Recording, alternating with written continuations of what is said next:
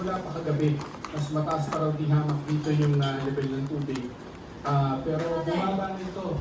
Hindi naman daw ito first time at hindi rin first time na itutuloy ang kasal kahit ganito ang estado ng simbahan.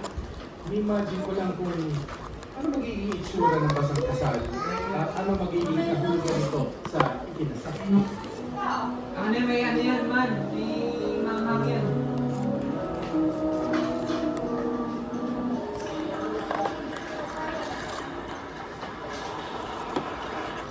Walang exempted mula sa bride, abay, kahit ang mga ninang, lahat basa. Ang kalbiran ng couple na sila Jamaica at Jao, mas malaking kabala kasi ang magplano ulit ng wedding kaysa sumunod ng baha ng Barcelona Church.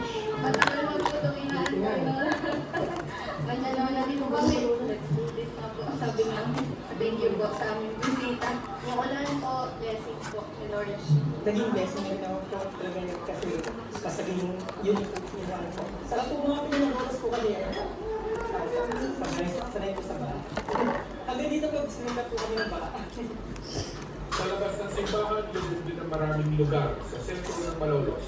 Pero tuloy ang komosyo, hindi raw nila pwedeng intayin mahuhupa ang baha dahil matagal yan. Ilang tansya yung ito ay mawawala. Ako parang kung 1 week yan, isang linggo po yan. Malamang. Alam ng mga taga-barangay Vicente kung gaano sila katagal mababasa at kung anong peligro lang ang kanilang pinag-inalagan. Inalit ko ng DJ kasi nasanay kayo, hindi ba kasi hindi kasi marumi tayo tubig eh. Yung panglaban sa yung leptospirosis. Hindi naman po. Oo, sa mga may daga. Pag may sugat siguro yun, kasi delikado yun. Hindi naman po kasi walang mga sugaan. May mga lugar gaya ng Barangay Mabolo na mas mataas pa ang tubig baha na umabot hanggang dibdib kagabi pero walang lumikas.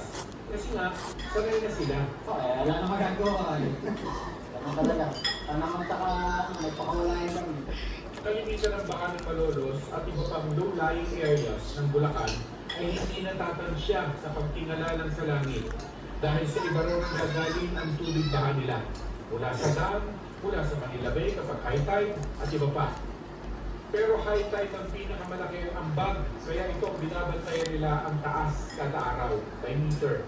Simula kahapon ng 3.7, yung 4.1 at inaatahan natin